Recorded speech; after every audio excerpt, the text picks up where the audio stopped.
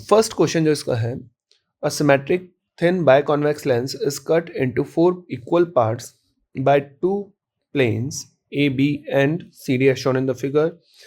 If the power of original lens is 4 diopter, this is diopter, okay, is 4 diopter, then the power of part of divided lens is, है ना। तो इसमें जो एक part जो divide हुआ है लेंस का, उसका जो पावर है वो कितना है, ये हमें बताना है इसके बारे में।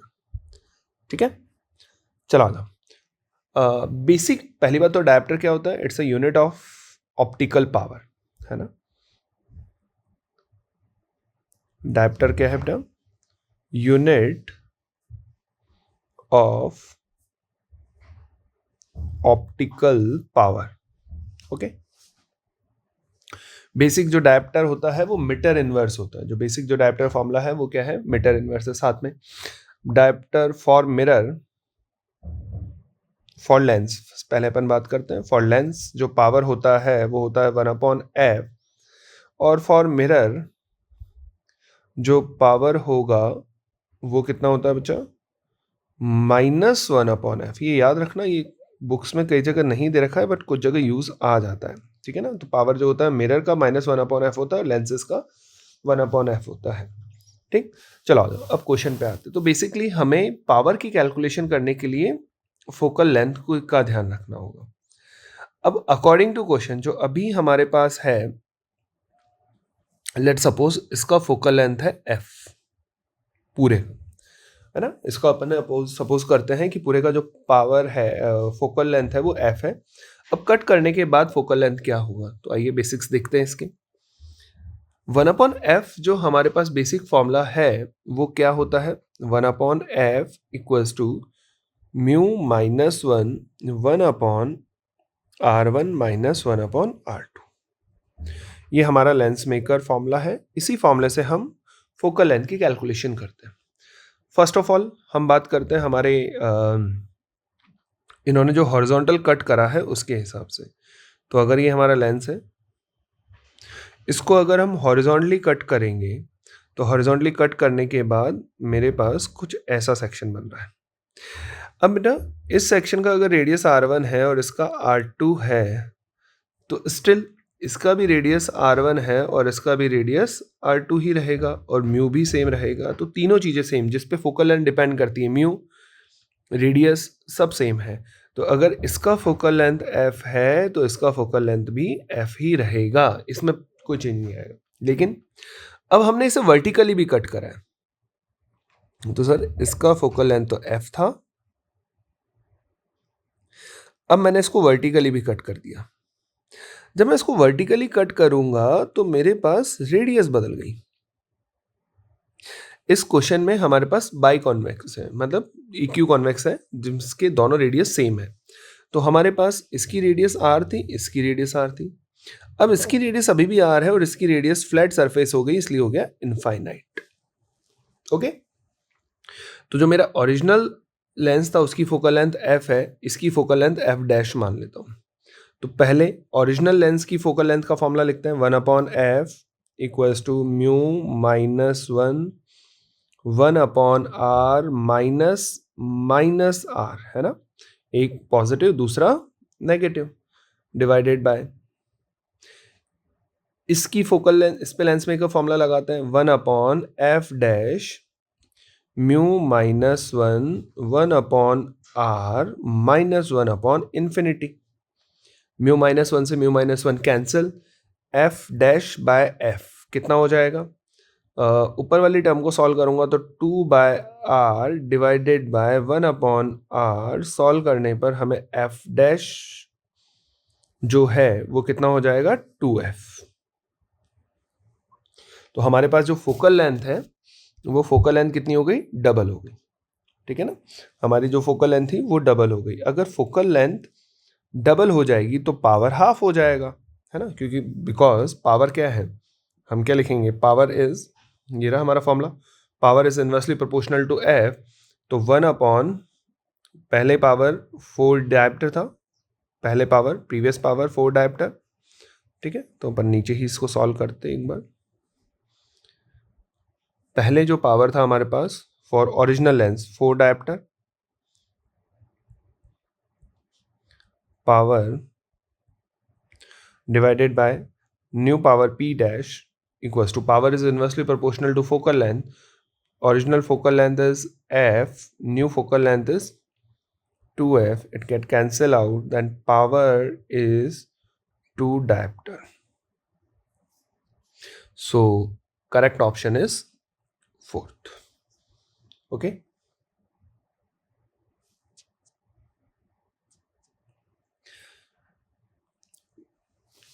Next,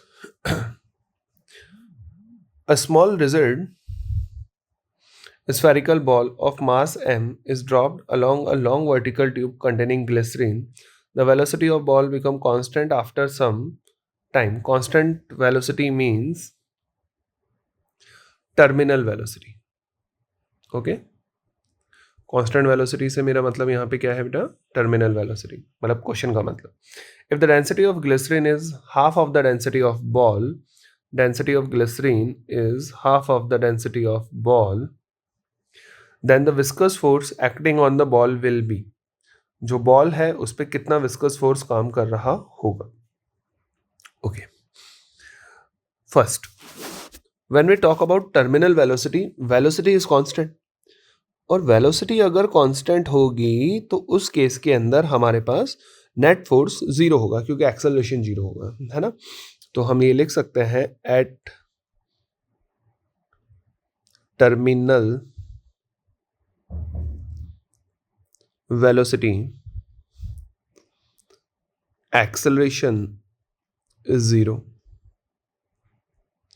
so net force on ball is zero. तो नेट फोर्स क्या होगा, डाउनवर्ड लग रहा होगा हमारे पास mg. Okay, ball move towards downward with terminal velocity vt. ऊपर की तरफ दो फोर्स इसमें काम कर रहे होंगे due to liquid. First is buoyant force and second is viscous force. Viscous force is a resistive force which act always against the velocity. Okay. Now, by force balancing, mg equals to fb plus fv and viscous force according हमसे question viscous force पूछ रहे हैं, तो viscous force equals to होगा mg minus fb. fb is buoyant force. Buoyant force की calculation क्या होती है बेटा, बायोंड फोर्स हो जाएगा fv equals to mg minus density of liquid. Okay, यानी density of glycerine into volume, है ना.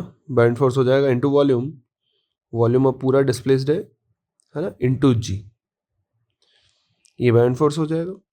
अब हम वॉल्यूम की कैलकुलेशन के लिए हम इसके मास का यूज करते हैं. क्या लिख सकते हैं, मैं यहाँ पे आपके पास लिख के देता हूँ. वॉल्यूम को हम क्या लिख सकते हैं, मास बाय डेंसिटी. तो volume of ball equals to mass is m and density is rho b, ball की डेंसिटी. हम इसको यहाँ पे यूज कर लेते हैं. तो हमारे पास एफ वी इक्वल्स टू हो जाएगा mg minus rho g into volume mass upon density of ball. According to question glycerine density is half of ball density. Okay, आपका क्वेश्चन के हिसाब से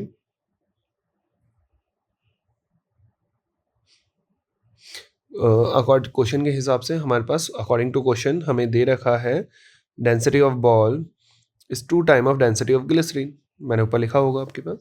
तो एफ वी इक्वल्स टू हो जाएगा हमारे पास m g minus density of glycerine into g upon mass 2 time of density of glycerine. ये कैंसिल हुआ, m g minus m g by 2. तो विस्कस फोर्स हमारे पास क्या हो जाएगा, एम जी बाय 2. ओके, जो विस्कस फोर्स हमें है वो हमारे पास कितना हो जाएगा, m g by 2. Done. So correct answer is second.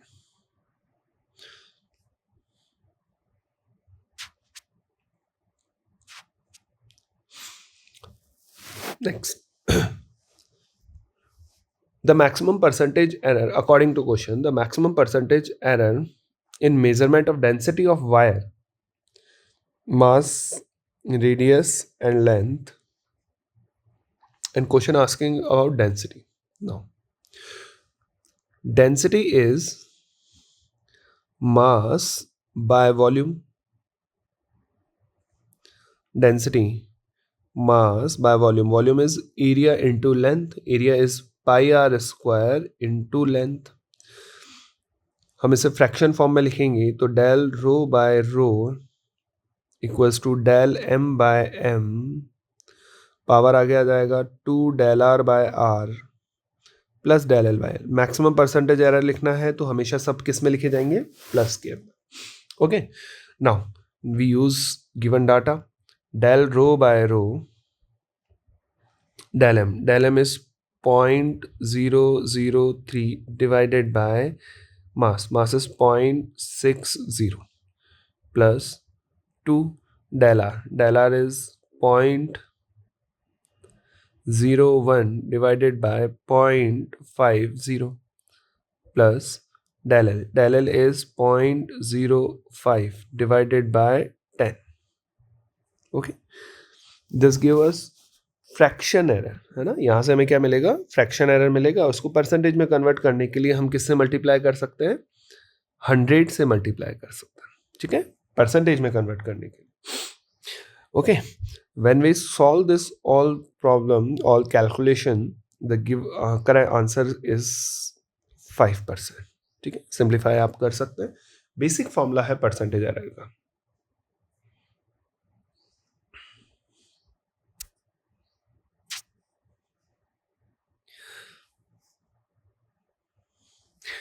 In this question, a series LCR is connected to an alternate source of EMF E, current amplitude at resonant frequencies I0.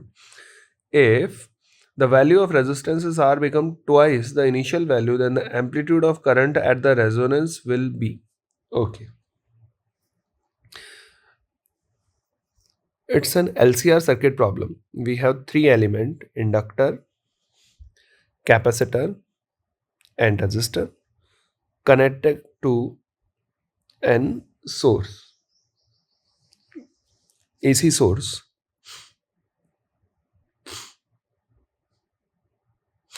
Resistance is R, capacitance is C, L, and this is AC source.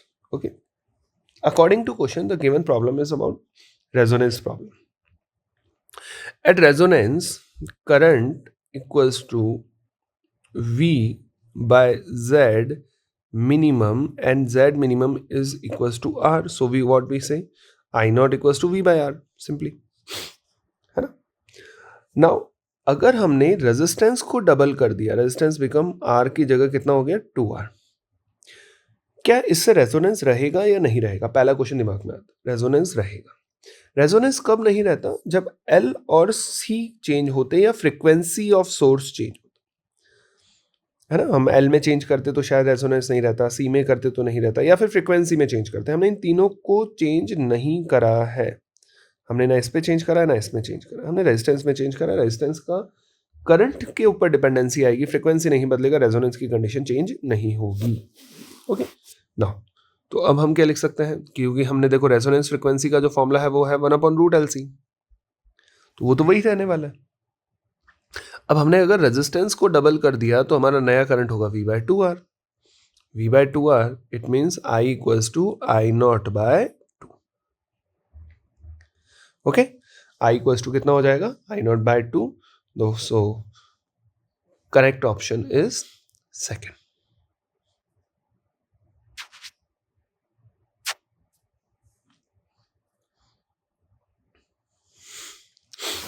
Next, according to question, for a short dipole placed at origin, the dipole moment P along the axis as shown in the figure, if electric potential and field at A at this point, potential is V0 and electric field is E0 respectively, then the correct combination of electric potential and electric field respectively at point B. First of all, point A is axial point and point B is equatorial point. ठीक है, at equatorial point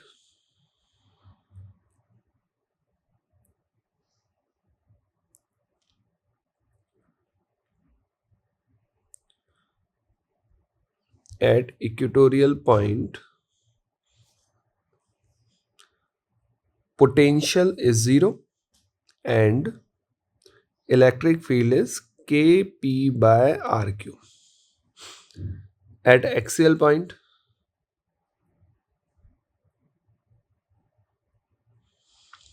है ना, like A, like B,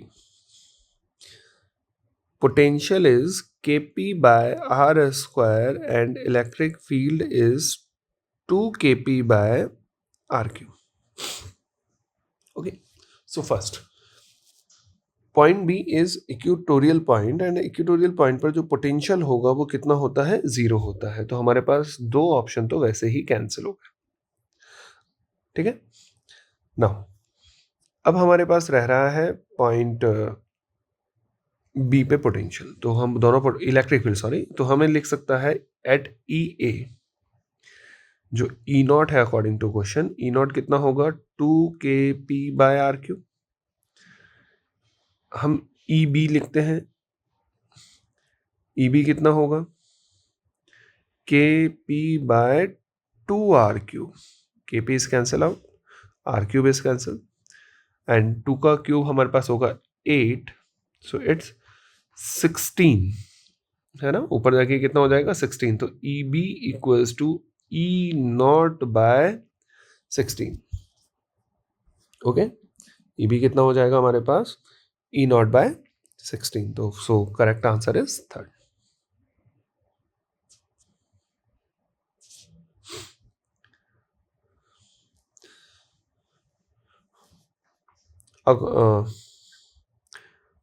Which one of the following is the correct dimensional formula of capacitance in F,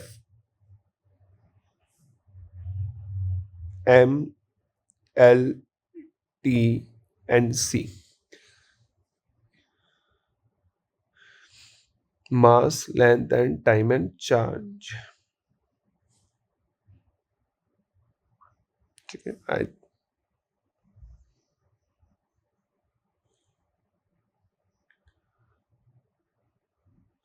सी यहाँ पे charge को stand कर रहा है बेटा, कैपेसिटेंस को स्टैंड नहीं कर रहा है. कैपेसिटेंस को एफ स्टैंड कर रहा है यहाँ पे. ठीक है, एफ जो है वो कैपेसिटेंस को दिखा रहा है. लेट्स हम बेसिक फॉर्मूलों की तरफ चलते हैं, उन्हीं से हम कैलकुलेशन कर पाएंगे डायमेंशंस की. What is capacitance? Capacitance is charge upon time. मैं लिख देता हूं इसको. कैपेसिटेंस क्या होता है बेटा?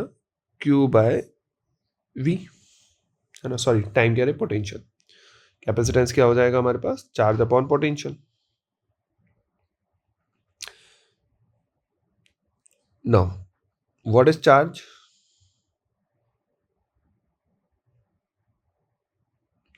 According to question charge is C. Potential, potential को हम लिख सकते हैं joule. What is potential? Potential का यूनिट होती है वोल्ट, और वोल्ट क्या होता है? जूल पर कूलम, है ना, जूल पर यूनिट चार्ज, ये लिख सकते हैं अपन. ठीक है, जूल पर यूनिट चार्ज. तो हमारे पास एक चार्ज तो पहले था, फिर जूल पर यूनिट चार्ज, तो ये हो जाएगा Q square by joule. Charge को तो हमें चार्ज ही रखना है, उसको एम्पियर में कन्वर्ट नहीं करना है according to question. Joule, joule का डायमेंशन क्या होता है बेटा? M1 L2 T minus 2. जो जूल है उसका डायमेंशन क्या होगा? M1 L2 T minus 2. सो अगर हम इसको ऊपर ट्रांसफर करेंगे तो हमारे पास क्या हो जाएगा? M माइनस 1, है ना, L माइनस 2 T 2 C2। बेटा ये C किसके लिए आया है? Not for capacitance, it for charge. Okay, और जो इधर इसने रखा है वो फैरेड, F यहाँ पे आई थिंक फैरेड को डिनोट कर रहा होगा कैपेसिटेंस के। ठीक है, तो कौन सा ऑप्शन सेट हो रहा है? M-1, L-2, T2, C2, fourth. ठीक,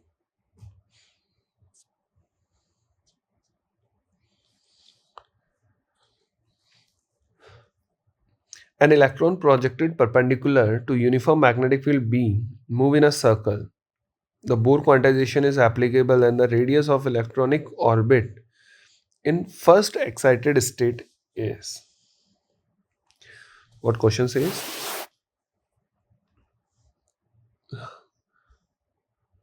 हमारे पास एक परपेंडिकुलर मैग्नेटिक फील्ड है, इस फील्ड में एक चार्ज पार्टिकल सर्कल में रिवॉल्व कर रहा है ना? बेसिक क्वेश्चन है, एक चार्ज पार्टिकल है जो सर्कल में रिवॉल्व कर रहा है। इफ बोर क्वांटाइजेशन है applicable then the radius of electronic orbit, हमें इसका रेडियस बताना है, और बोर का क्वांटाइजेशन थ्योरी एप्लीकेबल है। What is Bohr quantization theory? Angular momentum mvr equals to nh upon 2 pi, Bohr quantization theory के हिसाब से, है ना? और first excited state means n equals to 2। जो फर्स्ट एक्साइटेड स्टेट है उसका मतलब क्या हो गया? n इक्वल्स टू 2 रखना है हमें। चलिए आइए अब रेडियस पे बात करते हैं। हमें पता है कि ये जो रेडियस होगी, ये radius due to magnetic field, और मैग्नेटिक फील्ड की वजह से जो रेडियस होता है वो होता है mv अपॉन qb। ओके, अब इसको mvr में कन्वर्ट करने के लिए हम एक काम करते हैं, r से मल्टीप्लाई r से डिवाइड कर देते हैं। Got it? तो हमारे पास r स्क्वायर हो गया mvr divided by qb। mvr को हम कितना यूज कर सकते हैं? nh upon 2 pi. So r square equals to 1 by qb nh upon 2 pi. For first excited state n equals to 2, 2 से 2 cancel, so r equals to root h upon qb pi. कौन सा option set हो रहा है यहाँ पे बेटा? Fourth option हमारे पास सेट बैठ रहा है। ठीक है, ये बोर क्वांटाइजेशन के क्वेश्चंस कई जगह बन जाते हैं कि बोर की क्वांटम थ्योरी एप्लीकेबल है तो बताओ क्या होगा, तो उसका ध्यान रखो।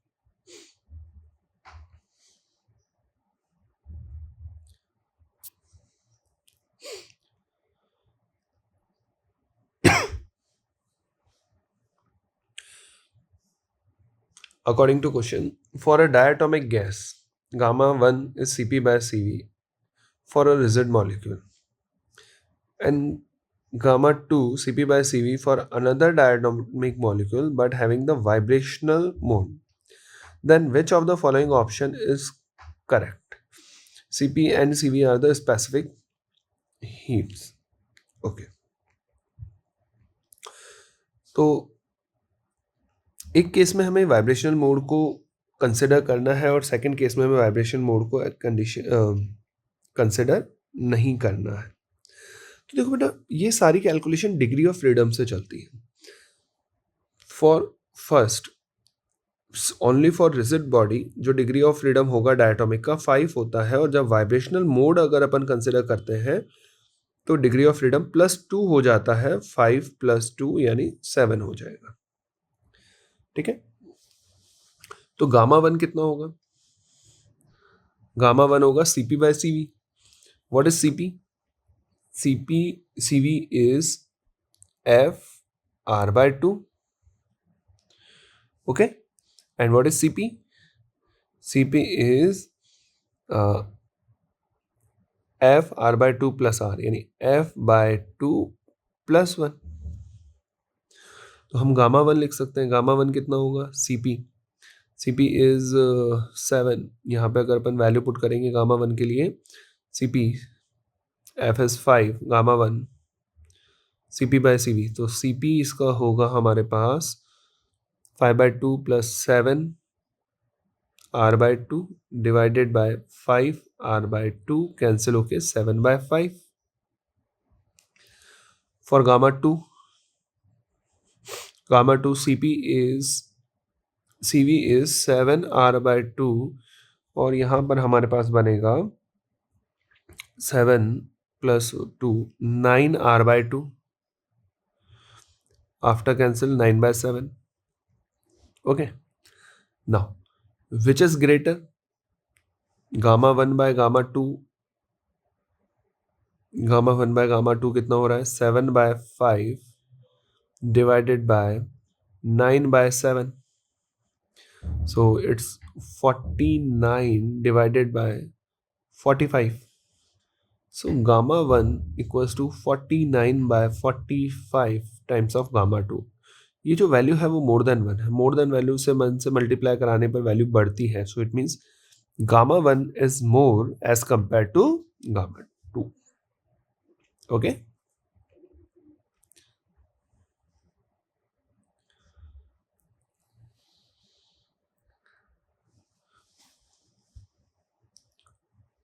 A rectangular metallic loop is moving out of uniform magnetic field region to a field free region with a constant speed. When the loop is partially inside the magnetic field, plot the magnitude of induced EMF with time. लो, हमारे पास ये magnetic field है, इधर magnetic field available है.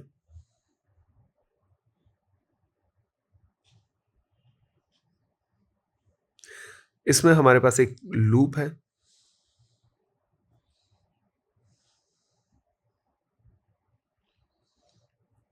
Rectangular loop है. इस loop को किसी velocity v से हम बाहर निकाल रहे हैं. ठीक है. कांस्टेंट स्पीड वेरी नहीं कर रही है. Now partially inside partially outside, कुछ हिस्सा अपन बाहर निकाल चुके हैं, कुछ हिस्सा अंदर है. अब अगर आपको हमारे पास जो ईएमएफ होता है वो डिपेंड करता है rate of change of flux से, d∅/dt. मैं नेगेटिव साइन को हम यूज अभी नहीं कर रहे हैं, सिर्फ क्योंकि हमें मैग्नीट्यूड बताना है ना, मैग्नीट्यूड बताना है, इसलिए माइनस माइनस को नहीं देख रहे. d∅/dt. Phi is change in flux. अगर आपको देखा जाए तो बी मैग्नेटिक फील्ड तो यहाँ कांस्टेंट है, यहाँ पे वेरी कौन कर रहा है लगातार? यहाँ पे वेरी कर रहा है सिर्फ और सिर्फ एरिया. सो हम बी को भी बाहर निकाल देते हैं ईएमएफ से. B dA/dt change in area. Area is dA. dA क्या होगा? Let suppose after time dt time ये हिस्सा बाहर निकल जाता है. लेंथ ये L है, तो जो एरिया चेंज होगा वो ये होगा. तो चेंज इन एरिया क्या होगा? L into dx/dt, and dx/dt is velocity. So dA/dt is L into v. तो हमने इसको यहाँ पर अगर यूज करेंगे तो हमारे पास जो EMF आएगा वो कितना आएगा? BVL. ठीक है. हमारे पास जो EMF आ रहा है वो कितना आएगा?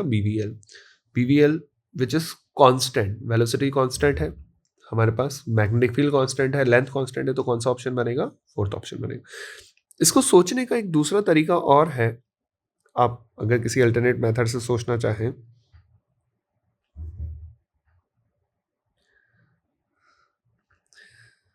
हमारे पास सिर्फ इस रीजन में मैग्नेटिक फील्ड अवेलेबल है.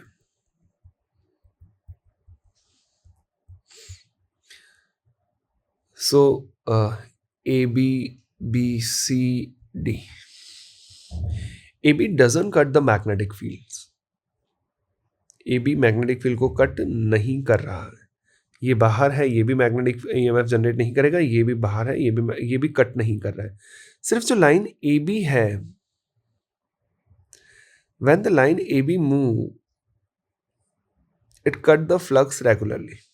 तो इसकी वजह से यहाँ पर एक EMF जनरेट हो जाएगा जो मोशनल ईएमएफ होता है, एक सिंगल रॉड अगर किसी मैग्नेटिक फील्ड में मूव करती है तो उसमें एक मोशनल ईएमएफ जनरेट हो जाता है. This is called BVL. So basically this problem is related to motional EMF. Okay, तो आप डायरेक्ट वहां से भी सोच सकते हैं.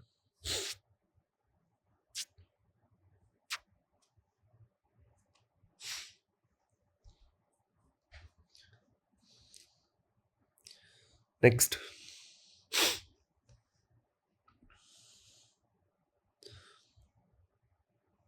a source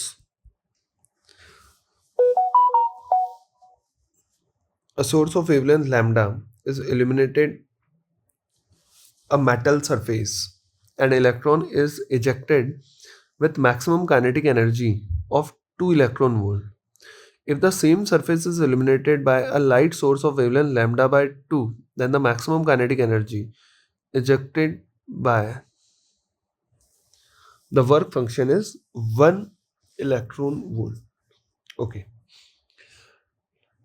let's make work function दे रखा है क्वेश्चन है, फिर तो क्वेश्चन सिंपल है. For first case we use Einstein equation. According to Einstein equation for photoelectric effect, energy of photon is divided into two parts. One is work function and other is maximum kinetic energy.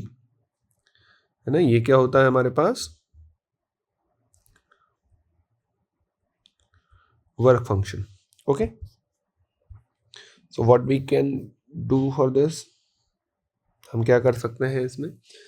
जो हमारे पास first case है इसमें hc by lambda equals to 1 plus 2 divided by hc by lambda by 2 equals to 1 plus kinetic energy हमें निकालनी है second case की. hc by lambda cancel हो जाएगा, 2 ऊपर ट्रांसफर करते हैं तो 2 by 1 equals to 3 kinetic energy plus 1 cross multiply 2 time of kinetic energy plus 2 equals to 3. So kinetic energy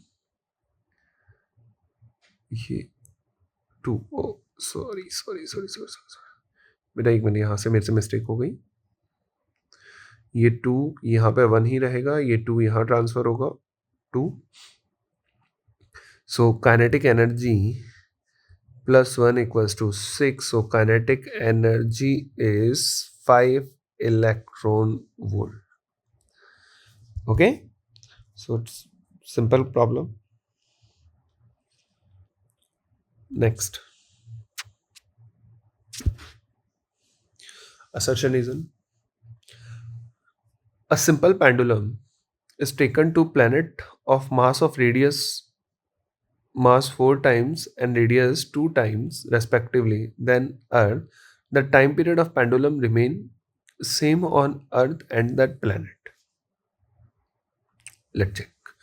Time period of simple pendulum is 2 pi root L by G. When we change pendulum, G का impact होगा. किसी भी planet के surface पे G का जो formula होता है Gm by R square. तो G at planet divided by G at Earth, mass of planet, which is 4 times of mass of Earth, multiplied radius of Earth का square divided by planet की radius 2 times है radius of Earth का square. RE से RE cancel, M से M cancel, GP by GE equals to 1. तो GP equals to GE. Okay, तो अगर gravitational field दोनों जगह पर सेम रहेगा तो टाइम पीरियड भी सेम रहेगा. So assertion is correct, first of all. Second, the mass of pendulum remain unchanged at earth and other planet in the light of the above statement. Okay, ये statement यहीं तक है बेटा, सही है. Second statement, मास planet बदलने से मास तो चेंज होता ही नहीं है, सेकंड स्टेटमेंट में सही है. बट फर्स्ट और सेकंड रिलेट नहीं कर रहे हैं क्योंकि बेसिक कैलकुलेशन तो हमने यहाँ से सोची ना, इसका कोई लेन देन ही नहीं है. तो क्या हम ये कह सकते हैं कि रीजन करेक्ट है? रीजन अपने आप में करेक्ट है बट असर्शन का रीजन लिंक कर रहा है नहीं. तो इसका आंसर कौन सा बनना चाहिए? फर्स्ट.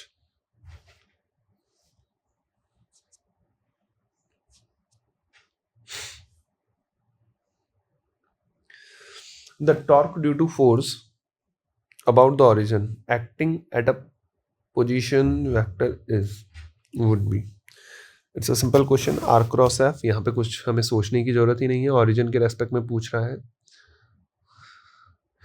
एक फोर्स है जो इस पॉइंट पे एक्ट कर रहा है, इसका आर वेक्टर आपको दे रखा है F. Now we know that torque equals to r vector cross F vector, so we use I J K position vector is 1 1 1 and torque is 2 1 2. now इसको हम सिंप्लीफाई करते हैं. I cap 2 minus 1 minus J cap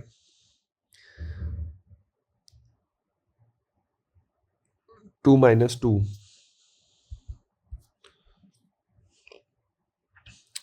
2 minus 2 plus K cap 1 cross multiply करेंगे तो 1 minus 2, so it's I cap minus K cap.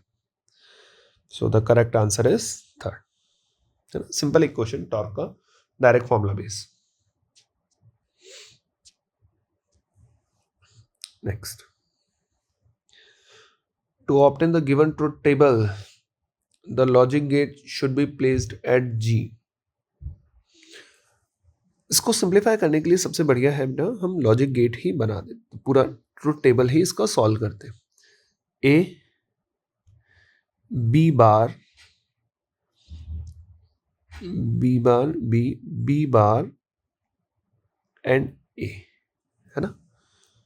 तो यहां से जो दोनों जगह से जो रिजल्ट मिलेंगे y और y ही y1 और y2 दोनों सेम रहेंगे.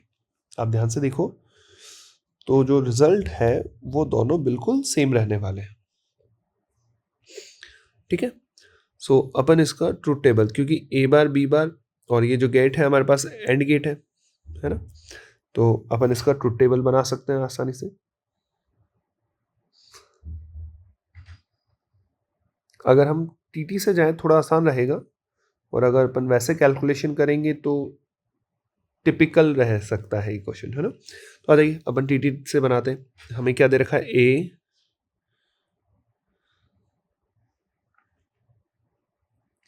बी. ए कितना है, 0 0 0 1 1 0 1 1. नाउ क्वेश्चंस को करने के लिए हमें बी बार की रिक्वायरमेंट है.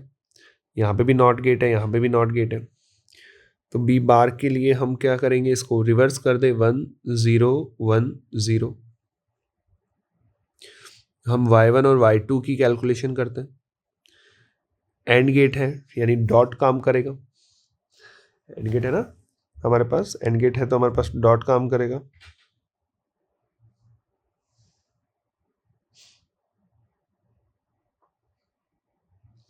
डॉट काम करेगा तो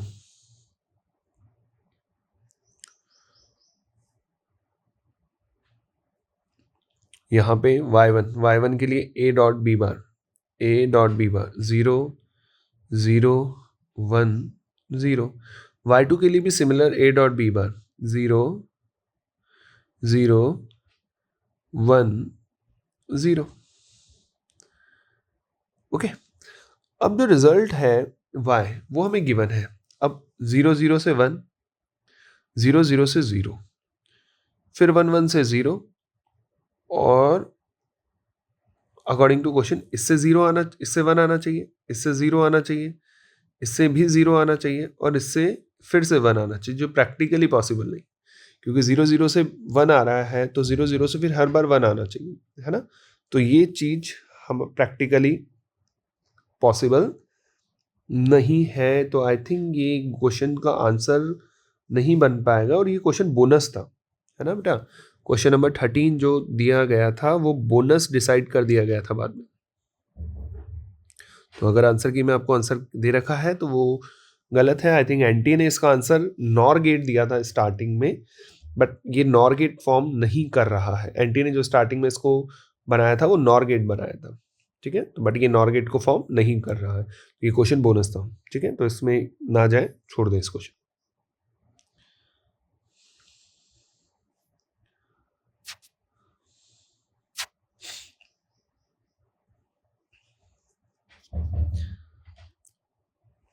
next, force F is applied on a particle and it undergo a displacement of I cap minus 2 j cap minus k cap. What will be the value of B if work done by on particle is 0? If work done is 0, then dot product is 0, है ना। what is work done? Work done equals to F vector dot S vector. So F vector dot S vector should be equals to 0. हम इसका dot product करते हैं, 2i plus b j plus k dot product with I minus 2j minus k equals to 0. So it's 2 minus 2b minus 1 equals to 0. So b equals to 1 by 2. B equals to 1 by 2. So correct option is second.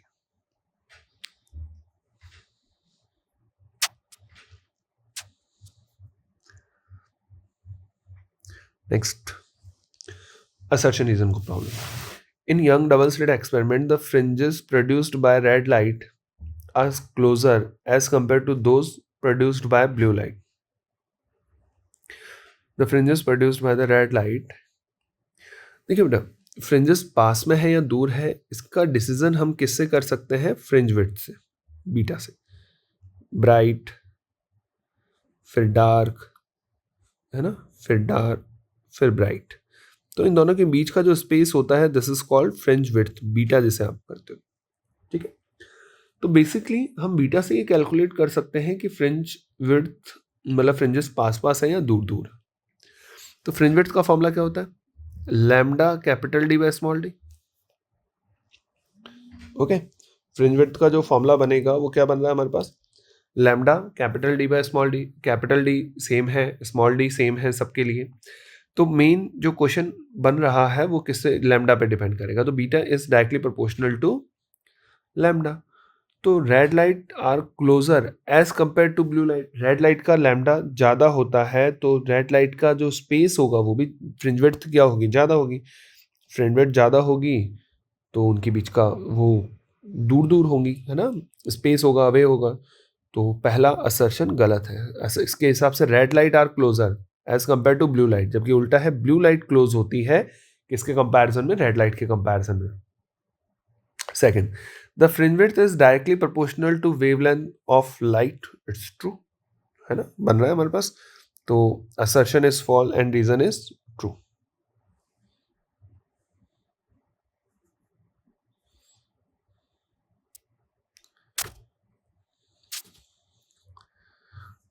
Next, question number 16.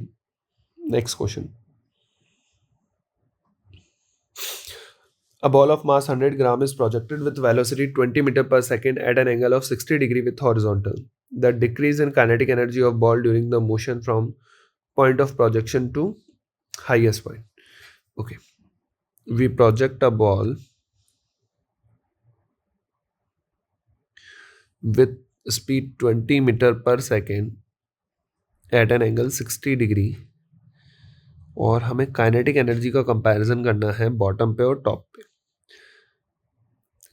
Top point पे जो इसकी velocity होगी वो सिर्फ horizontal velocity होगी which is 20 cos 60, 20 cos 60 which is 1/2 यानी 10।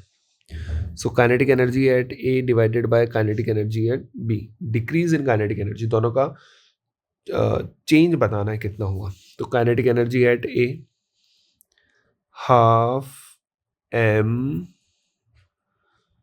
We square, वो speed पे डिपेंड करेगा, स्पीड सेम है हमारे पास, हाफ एम वी स्क्वायर। तो इसकी कैलकुलेशन कितना होगा बेटा? 400 से 10⁻³ ग्राम को केजी में कन्वर्ट कर रहे हैं अपन। So k a equals to half into 10⁻⁻1 into 400, एक टर्म और कैंसिल होता है इससे, so it's 20 joule, okay. Now, kinetic energy at B, half m v square, it's 100, 10 ka square. Okay, so it's after cancel out, it's 5 joule. So change in kinetic energy is Ka minus Kb, 20 minus 5, it's 15 joule. कितना change हो रहा है हमारे पास? 15 joule का change हो रहा है. No. Next question is, a transparent film of refractive index 2.0 is coated on glass slab of refractive index 1.45. What is the minimum thickness of transparent film to be coated on for the maximum transmission of light? Okay. Transmission of light, question किसका है? Transmission of light का है ना, maximum transmission होना चाहिए. Okay, let's see क्या question बनेगा, किस तरह से इसको डील करना है. हमारे पास एक ग्लास स्लैब है.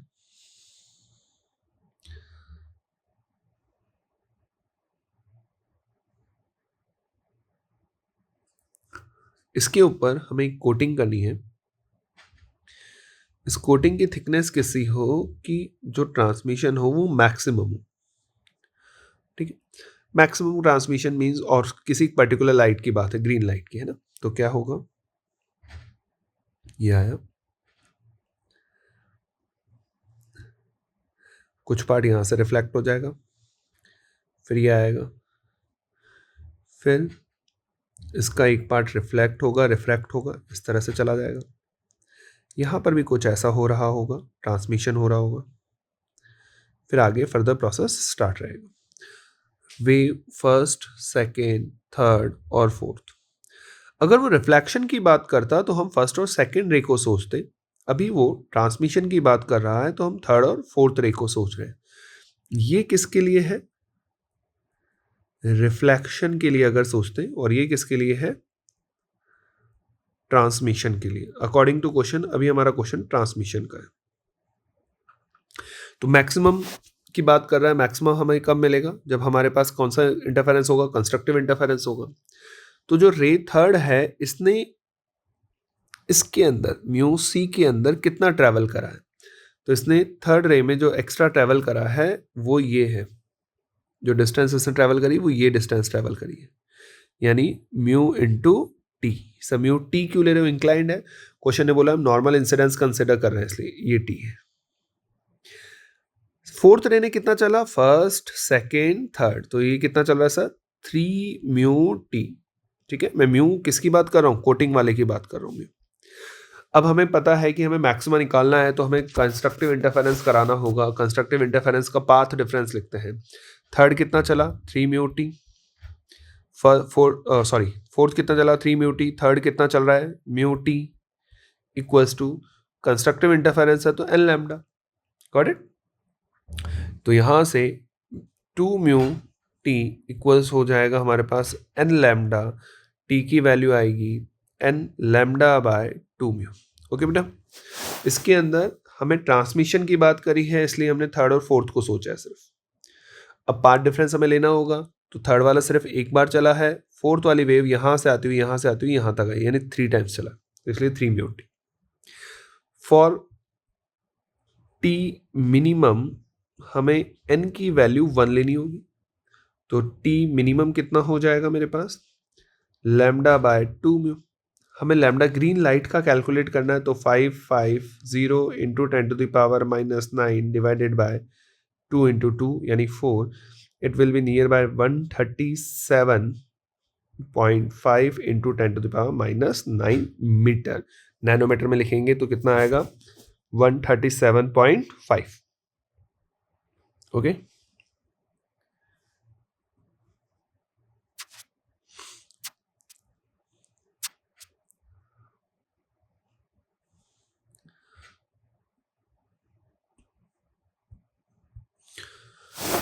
The tube of length L is shown in the figure. The radius of cross section point A is 2 centimeter.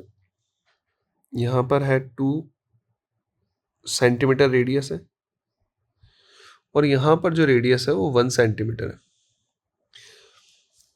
The velocity of water entering at a point 1 is 2 metre पर second. यहाँ पे velocity हमें दे रखी है 2 metre पर second. Then the velocity of water leaving. ये basically question किसका है हमारे पास? Continuity equation. एक वाई पाइप है, हॉरिजॉन्टल पाइप है, उसके अंदर हमें वेलोसिटी बतानी है v. तो बाय कंटिन्यूटी इक्वेशन किस पे बेस्ड होती है हमारे पास? कंजर्वेशन ऑफ मास. ये ध्यान रखना, इसके ऊपर जो क्वेश्चन बनता है continuity equation based on conservation of mass. खैर, कंटिन्यूटी इक्वेशन कहता है हमें a1v1 equals to a2v2. a1 is pi 2 square into 2 equals to a2 pi 1 square into v. Pi get cancel out. v is 2 into 4 is 8 metre पर second. Okay, so answer is 4.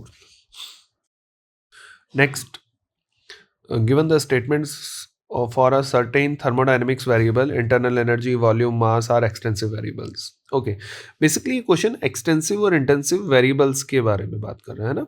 तो देखो, all variables depends on size, है ना. Size पे जो depend कर रहे हैं वो कौन से होंगे? एक्सटेंसिव. और जो साइज से इंडिपेंडेंट होते हैं वो कौन से होते हैं? इंटेंसिव वेरिएबल्स होते हैं. ठीक है. तो पहला जो साइज पे डिपेंड कर रहा होगा, इंटरनल एनर्जी. इंटरनल साइज पे या मास पे, था ना. थोड़ा सोचना आसान हो जाएगा मास पे सोचोगे तो. देखो, ये एक ऑब्जेक्ट था, सोचना. ठीक है. अब इस ऑब्जेक्ट के दो टुकड़े कर दिए. ठीक है. क्या क्या चीज चेंज हो गई? क्या वॉल्यूम चेंज हो गया? यस. क्या मास चेंज हो गया? यस. क्या इंटरनल एनर्जी चेंज हो गई? यस. तीनों चीजें चेंज हो गई ना. तो जो चीजें मास इन पे डिपेंड कर रही होगी, डिपेंड्स ऑन साइज. सिंपल लिखते हैं, डिपेंड्स ऑन साइज. ये क्या हो जाएगा? Intensive property. Independent on size. तो सर वॉल्यूम बदला, मास बदला, है ना. तो वॉल्यूम, मास, इंटरनल एनर्जी, ये कौन से हो गए हमारे पास? एक्सटेंसिव वेरिएबल्स हो गए. सो ये सही है. Pressure, temperature, density. ओके. इसके अंदर का जो प्रेशर है या सराउंडिंग का जो प्रेशर है जो जनरेट हो रहा होगा, क्या वो चेंज होगा? नहीं होगा. टेम्परेचर, अगर इसका टी था और दो टुकड़े करेंगे तो भी टी रह जाएगा सर, क्या दिक्कत है? डेंसिटी, लिक्विड है, 1 लीटर लिक्विड है, उसको आधा आधा लीटर कर दिया तो भी डेंसिटी सेम रहेगी या बदल जाएगी? सेम रहेगी. तो प्रेशर, टेम्परेचर और डेंसिटी तीनों कैसे हो गए हमारे पास? एक्सटेंसिव या इंटेंसिव? इंटेंसिव वेरिएबल्स हो गए, है ना, क्योंकि ये डिपेंड ही नहीं कर रहे. Third, volume. वॉल्यूम बदल रहा है, वॉल्यूम इंटेंसिव हो ही नहीं सकता. टेम्परेचर इंटेंसिव हो सकता है, डेंसिटी इंटेंसिव हो सकता है, बट वॉल्यूम नहीं होता. Same as in fourth option, mass. Temperature is not an extensive variable, temperature is intensive variable. तो ए और बी सही है, बाकी ऑप्शंस गलत. ठीक है बेटा.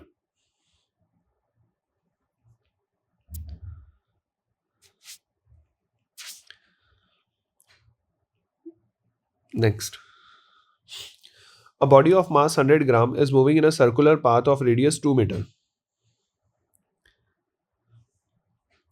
on vertical plane as shown in figure. The velocity of body at point A is 10 meter per second. The ratio of kinetic energy of point and B and C moving the circular path in the vertical plane. Radius आपको दे रखी है, कितनी है? 2 metre है.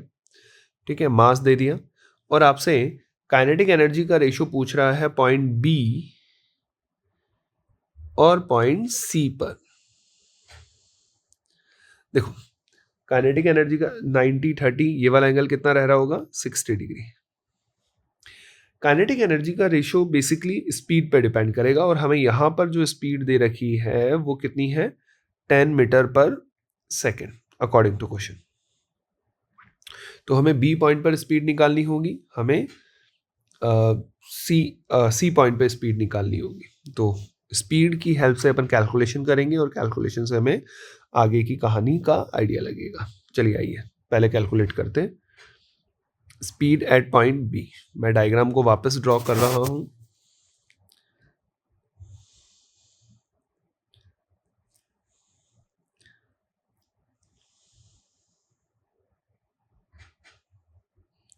This is point B, this is point A, जहाँ पर speed कितनी है 10 मीटर पर second.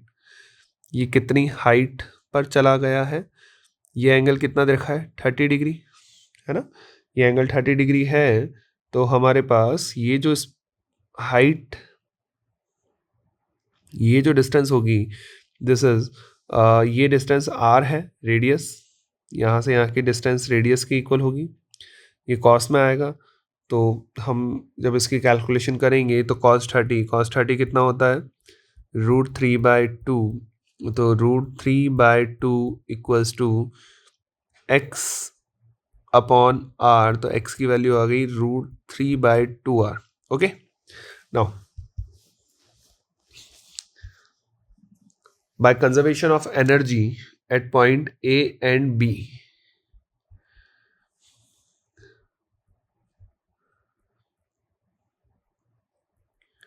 by conservation of energy between point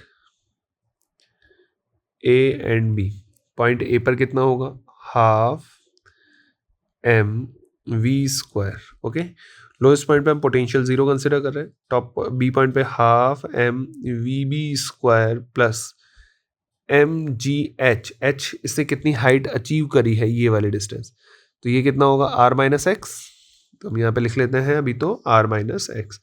मास पूरी टर्म्स में से कैंसिल हो रहा है, 2 को अगर अपन सिंप्लीफाई कर ले तो यहाँ पे कितना रह जाएगा 50 vb²/2 equals plus r-√3/2 r, simplify करेंगे तो vb²/2 इक्वल्स टू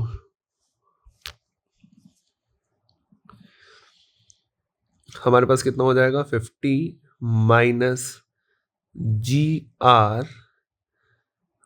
2 माइनस √3/2, एक इक्वेशन आ रही है। Okay, now similarly we use conservation of energy between point A and C.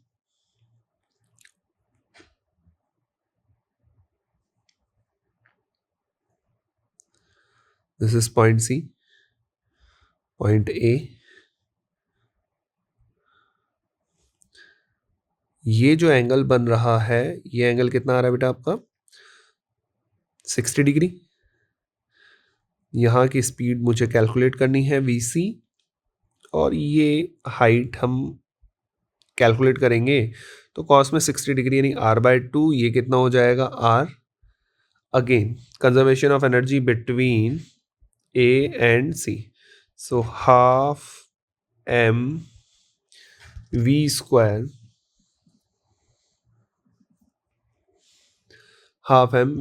v is initial velocity is 10, so 10 का square equals to half mvc² plus mgr plus r/2, उस height तक चला गया ना वो, तो फिर से वही m कैंसिल हो जाएगा, ये आ जाएगा 50 equals to vc²/2 plus m cancel होगा तो 3rg/2, so vc²/2 equals to 50 minus 3rg/2।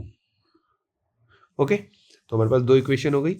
अब दोनों इक्वेशन को अपन डिवाइड करते और वहां से अपन कैलकुलेट करेंगे हमारे पास काइनेटिक एनर्जी। नाउ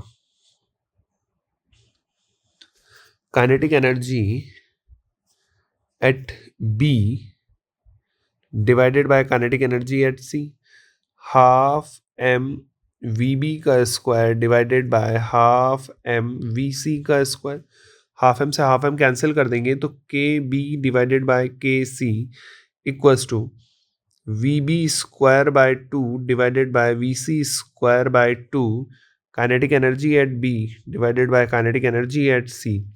vb की जो वैल्यू हमने कैलकुलेट करी है vb²/2, मैं उसी की वैल्यू डायरेक्ट पुट कर रहा हूँ from equation first, 50 minus gr 2√3-2, तो ये हो जाएगा हमारे पास 50 minus gr 2 minus √3/2। Okay, and energy at C 50 minus GR into C point पे जो इसकी स्पीड आ रही थी वो कितनी आ रही है, -3/2 GR, है ना। तो -3/2, इसको सिंप्लीफाई कर लेते हैं अपन। इसको सिंप्लीफाई करेंगे तो R की वैल्यू हमें क्वेश्चन ने 2 मीटर दे रखा था, तो KB/KC इक्वल हो जाएगा 50 माइनस R=20, तो GR=20, 20/2 यानी 10, 2 minus √3 divided by 50 minus 20 into 10, 30. So it's KB/KC equals to 50 minus 20 minus 10√3 divided by 20. Simplify करेंगे तो 30 माइनस 10√3/20, 0 से 0 cancel, 3 minus √3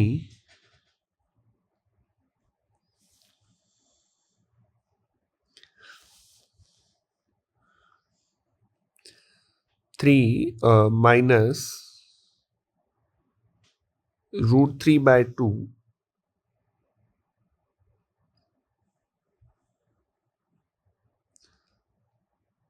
the ratio of kinetic energy at B and C. Okay.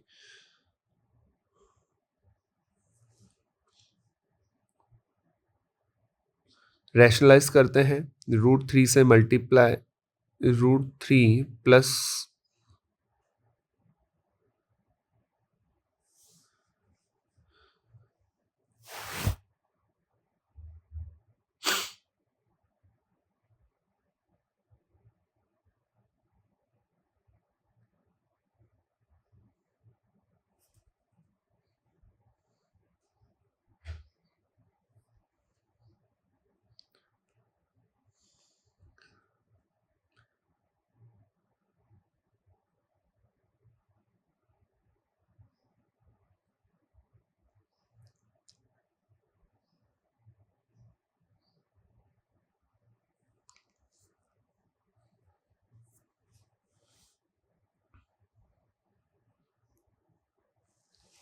Okay, I think I make a mistake है, -10 20 minus minus plus हो जाएगा बेटा यहाँ पे, है ना।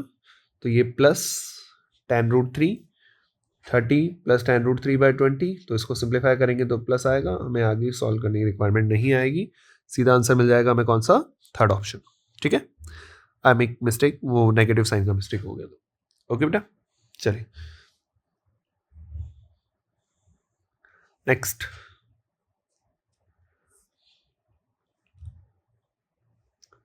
Now, this is integer based question.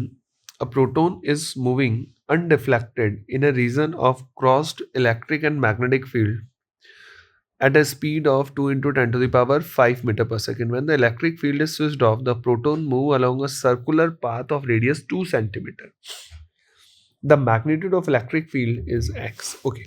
Now, we know that if a particle move undeflected, it means electric force and magnetic force are equal. QE equals to QVB. So in that case जो velocity होता है वो कितना आता है बेटा, E/B. तो according to question velocity हमें गिवन है, तो अगर हमें B मिल जाएगा तो V equals to E equals to VB, हम इसे एक इक्वेशन बना के छोड़ देते हैं। Second, when the electric field is switched off, the proton move along a circular path of radius 2 centimeter. किसी मैग्नेटिक फील्ड में अगर कोई चार्ज पार्टिकल सर्कल में मूव करता है तो इसकी रेडियस का फॉर्मूला क्या होता है, mv/qb. Let's suppose b is a magnetic field, radius is given, so first of all we find b। तो यहां से b की जो वैल्यू आएगी वो कितना आ जाएगा, mv/q r। ये वैल्यू हम यहाँ पे सब्स्टिट्यूट करते हैं तो हमें क्या मिलेगा, electric field equals to V mv/qr। सारा डाटा हमें गिवन है, E V square, v square is 2 into 10⁵ का square. It's a proton, proton का मास कितना होता है 1.6 into 10⁻⁻27। Charge on proton, charge in proton is 1.6 into 10⁻⁻19 coulomb and radius is 2 into 10⁻²। Okay, जो radius given है question की वो कितना हो गया 2 into 10⁻²। Now we simplify it, तो हमारे पास क्या रह जाएगा electric field equals to 4 1.6 to 1.6 cancel 10⁴ into 4 into 10⁻10 10⁻⁻21 यहाँ पे कितना रह जाएगा -6 डिवाइडेड बाय 2 से कैंसिल होगा तो इलेक्ट्रिक फील्ड आ जाएगा 2 इंटू 10⁴ न्यूटन पर coulomb. So answer is 2। Okay, जो हमारे पास यहाँ पे जो x की वैल्यू आएगी वो कितनी आएगी 2।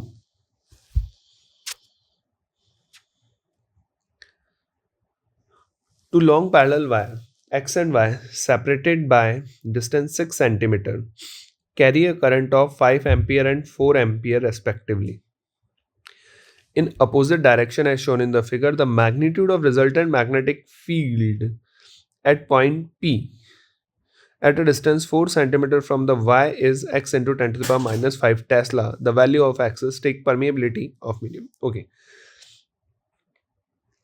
magnetic field due to wire x. Due to wire x, the magnetic field is inside the paper, है ना? When you use right hand thumb rule, the magnetic field due to x at point P is inside the paper,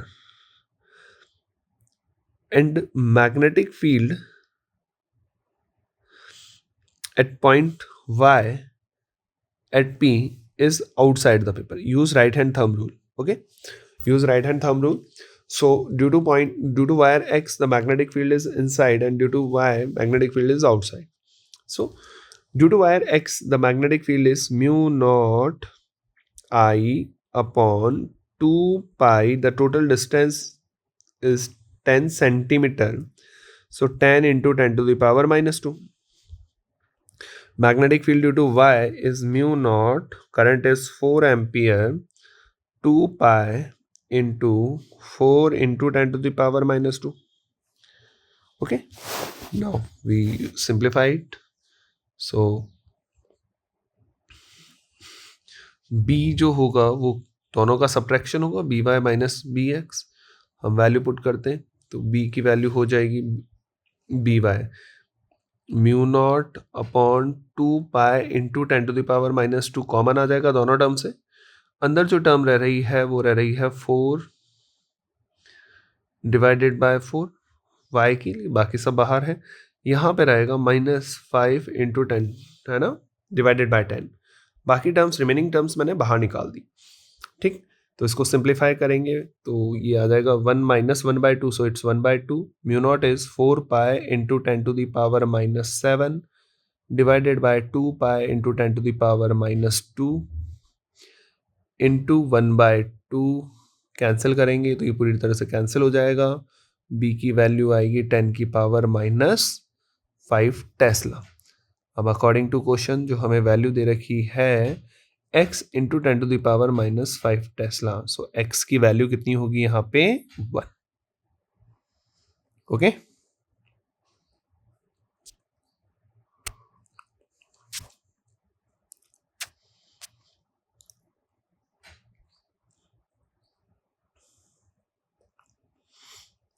next, a parallel plate capacitor of area 16 centimeter square, separation between the plates is 10 centimeter, is charged by a DC current. A parallel plate capacitor जिनका area हमें दे रखा है और एक DC current से वो charge हो रहा है। DC current means a battery, और एरिया दे रखा है the distance between the plates. Area of plates is 16 centimetre square, distance between the plates is 10 centimetre. Consider a hypothetical plane surface of A naught 3.2 centimeter square inside the capacitor and parallel plate. At an instant, the current through the circuit is 6 ampere. At the same instant, the displacement current through A naught is okay. First of all, displacement current is travel in between, uniformly divided in between the plates.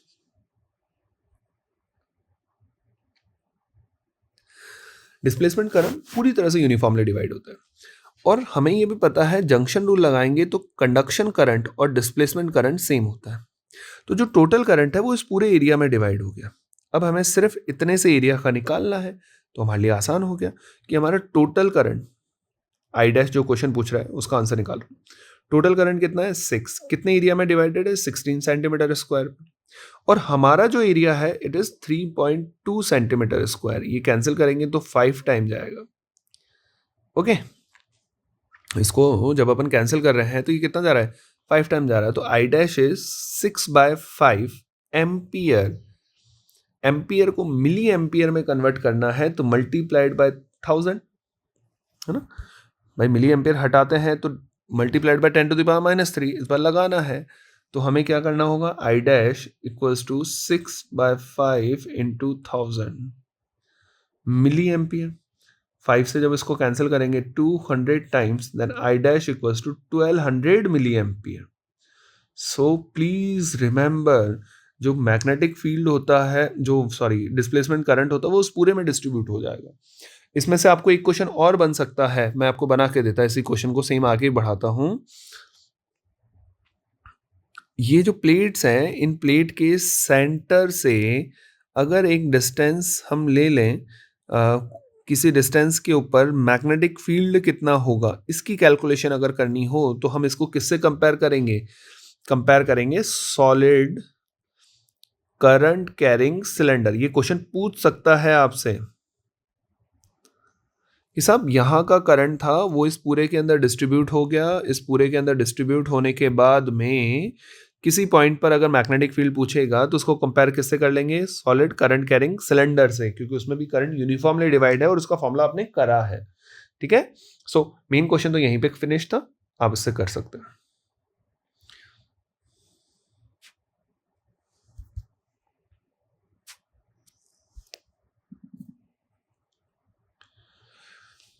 Next, a tube of length 1 meter is filled completely with an ideal liquid of mass 2m and closed at both ends. The tube is rotated uniformly in horizontal plane about one of its end.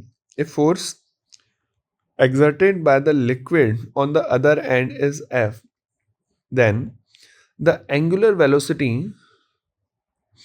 of the tube is root the value of alpha. Okay.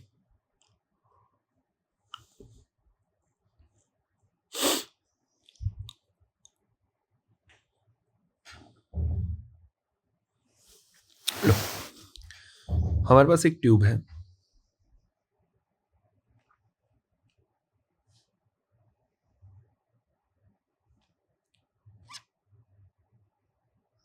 इसको हमने पूरी तरह से किसी liquid से fill कर दिया। Ideal liquid means ये कंप्रेस नहीं होगा, पूरे में ही फिल रहेगा।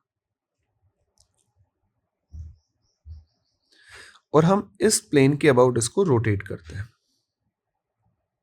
With some angular speed omega. Okay, वही और इसके ऊपर जो फोर्स एग्जर्ट करेगा, अब देखो जैसे जैसे हम सेंटर से दूर जाएंगे हमारे पास जो सेंट्रीफ्यूगल फोर्स है वो बढ़ेगा m ओमेगा स्क्वायर r। और जो फोर्स किसके साथ वेरी कर रहा है? r के साथ। तो जब भी पावर 1 होता है फिजिक्स के अंदर, किसी क्वेश्चन के अंदर पावर 1 पे डिपेंडेंसी है तो उस क्वेश्चन में एवरेज की टर्म काम करती है, एवरेज का जुगाड़ काम करता है ना। तो हमें पता है कि यहाँ से लेके यहाँ तक जो टोटल रेडियस है वो L है। यहाँ पे रेडियस कितना 0, यहाँ पे रेडियस कितना L, तो इसका एवरेज कितना होगा L/2। तो टोटल सेंट्रीफ्यूगल फोर्स जो इस पूरे सिस्टम पे लग रहा होगा, रिक्वायर्ड होगा, वो यहाँ का नॉर्मल फोर्स ही प्रोवाइड कराएगा। जितना नॉर्मल फोर्स होगा उतना ही बाहर की तरफ एक्सर्ट फोर्स होगा। तो तो एफ की वैल्यू कितनी आ जाएगी, m omega square l by 2। ठीक है, मैं इसके इंटीग्रेशन में नहीं जा रहा, अपने के लिए इतना रिक्वायर्ड नहीं है, इसलिए नीट पर्पस से या जेई मेंस पर्पस से मैं इसके इंटीग्रेशन पे नहीं जा रहा। आप सिंपली ध्यान रख सकते हैं कि जब पावर 1 होती है तो एवरेज काम करता है। तो यहाँ से लेके यहाँ तक रेडियस वेरी कर रही है लगातार, रेडियस वेरिएशन की वजह से ये कितना हो जाएगा, यहाँ पे 0, यहाँ पे एल, तो एवरेज कितना होगा, एल बाय 2। अब दूसरा, कई जगह इसको सेंटर ऑफ मास से भी समझाने की कोशिश करते हैं, ठीक है ना। चलिए, अब हमारे पास अकॉर्डिंग टू क्वेश्चन जो टोटल मास है वो 2m है ना। मैंने तो सिंपल एक मास का टर्म लिखा है, तो F कितना हो जाएगा, 2m ओमेगा स्क्वायर, लेंथ कितनी 1 डिवाइडेड बाय 2, 2 से 2 कैंसिल, एंगुलर वेलोसिटी आएगा root F by m। So according to this alpha is 1। ठीक है, अल्फा की वैल्यू कितनी हो जाएगी, 1 हो जाएगी। ओके,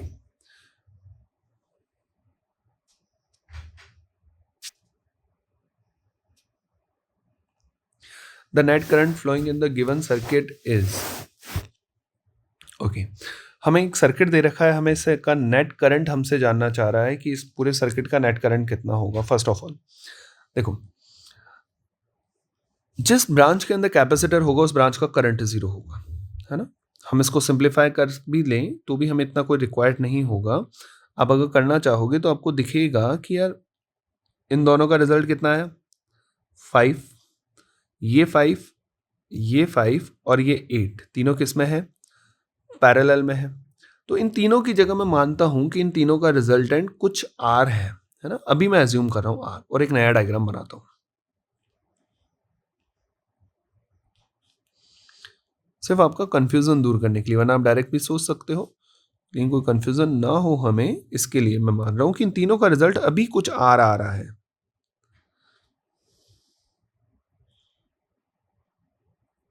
ओके, नो, अब हम आगे देखते हैं। ये 2 ओम, ये 3, ये 6, ये 2.5, ये कैपेसिटर हो गया, और यहां पर एक और लगा हुआ है 4 ओम। ओके, बैटरी इज 2 वोल्ट, है ना। क्वेश्चन में आई थिंक ये मिस हो गया, ये जो बैटरी है वो 2 वोल्ट की है। ठीक है ना, जिस ब्रांच में कैपेसिटर होगा उस ब्रांच का करंट 0 होगा, तो हमें इसको तो रखना ही नहीं है, इसको तो हटा सकते हैं। इसको हटाते ही 6 और 3 का रिजल्ट कितना होगा, 2।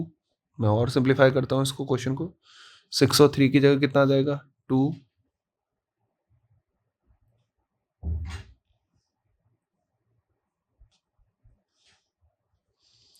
4, 2, 2, है ना। जो 6 है और 3 है, इन दोनों का रिजल्ट कितना होगा, 2। 2 और 2 फिर पैरेलल सीरीज में, तो कितना होगा, 4।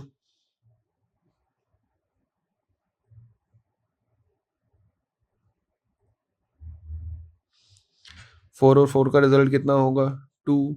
और हमारी बैटरी 2 वोल्ट की है, जो नेट करंट होगा I इक्वल्स टू कितना हो जाएगा, 2/2, इट मीन्स 1 एम्पियर।